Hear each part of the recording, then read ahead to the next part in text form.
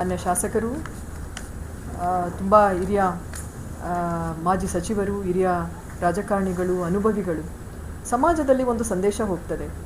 ಒಬ್ಬ ಅಧಿಕಾರಿಗಳು ತಪ್ಪು ಮಾಡಿದ್ರೆ ಖಂಡಿತ ಅವರಿಗೆ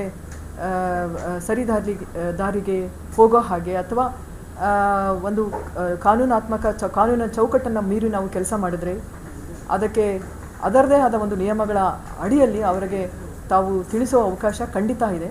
ಮಾಡುವುದು ನಮ್ಮ ಜವಾಬ್ದಾರಿ ಇರ್ತದೆ. ಅದು ಹೊರತುಪಡಿಸಿ ವೈಯಕ್ತಿಕವಾಗಿ ಮಾನಸಿಕವಾಗಿ ಅಷ್ಟು ಹಗುರವಾಗಿ ಒಬ್ಬ ಅಧಿಕಾರಿ ಬಗ್ಗೆ, ಜಿಲ್ಲಾಧಿಕಾರಿಗಳ ಬಗ್ಗೆ ಮಾತಾಡೋದು ಇದು ಅವರ ಘನತೆಗೆ ನಿಜವಾಗ್ಲೂ ತಕ್ಕದ್ದಲ್ಲ. ಯಾವುದೇ ಅಧಿಕಾರಿ ಇರ್ಬೋದು ಆ ವಿಷಯದಲ್ಲಿ. ನೋಡಿ, ಅಧಿಕಾರಿಗಳು ತಪ್ಪು ಮಾಡಿದರೆ ಅದಕ್ಕೆ ಕಾನೂನಾತ್ಮಕ ಕ್ರಮಗಳನ್ನು ವಹಿಸಲಿಕ್ಕೆ ಎಲ್ಲ ಅವಕಾಶ ಉಂಟು. ದಯವಿಟ್ಟು ಅದನ್ನು ಅವರು ಉಪಯೋಗಿಸಬಹುದು.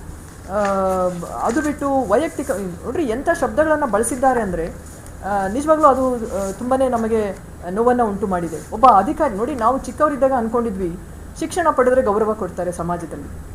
ಶಿಕ್ಷಣ ತಗೊಂಡ್ವಿ, ಒಳ್ಳೆ ಉನ್ನತ ಅಧಿಕಾರಿ ಆದರೆ ಗೌರವ ಕೊಡ್ತಾರೆ. ಜಿಲ್ಲಾಧಿಕಾರಿ ಅಂತ ಉನ್ನತ ಅಧಿಕಾರಿ ಸ್ಥಾನದಲ್ಲಿ ಇದ್ರೂ ಸಹ ಅಗೌರವವಾಗಿ ಮಾತಾಡ್ತಾರೆ ಅಂದರೆ ಮತ್ತೆ ಇನ್ನು ಯಾವ ಸ್ಥಾನದಲ್ಲಿ ಇದ್ದರೆ ಗೌರವ ಸಿಗುತ್ತೆ ನಮಗೆ?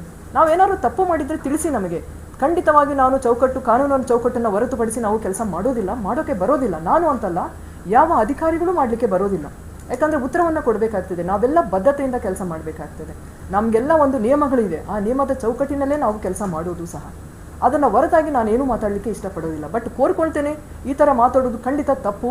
ಯಾಕಂದರೆ ಇದು ಏನಾಗ್ತದೆ, ಒಂದು ಸಂದೇಶ ಏನು ಹೋಗ್ತದೆ, ಒಬ್ಬ ಜಿಲ್ಲಾಧಿಕಾರಿಗಳಿಗೆ ಇಷ್ಟು ಹಗುರವಾಗಿ, ಇಷ್ಟು ಕೆಟ್ಟದಾಗಿ, ಇಷ್ಟು ಕೀಳಮಟ್ಟದಲ್ಲಿ ಎಲ್ಲಿಂದ ಹಿಡ್ಕೊಂಡು ಬಂದಿದ್ದಾರ್ರಿ?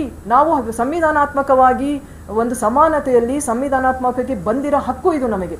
ಯಾರು ಬಂದು ನಮ್ಮನ್ನು ಕರೆದು ತಂದು ಇಲ್ಲಿ ಎಲ್ಲಿಂದನೂ ಹಿಡಿದು ಬಂದು ಕೂಡಿಸಿಲ್ಲ ಇಲ್ಲಿ ನಮಗೆ ಈ ಸ್ಥಾನಕ್ಕೆ ಬರುವಾಗ ನಮ್ಮದೇ ಆದ ಒಂದು ಹೋರಾಟ ಇದೆ, ನಮ್ಮದೇ ಆದ ಒಂದು ಸ್ಟ್ರಗಲ್ ಇದೆ. ಅದನ್ನು ಅರ್ಥ ಮಾಡ್ಕೊಳ್ಬೇಕು ಅವರು.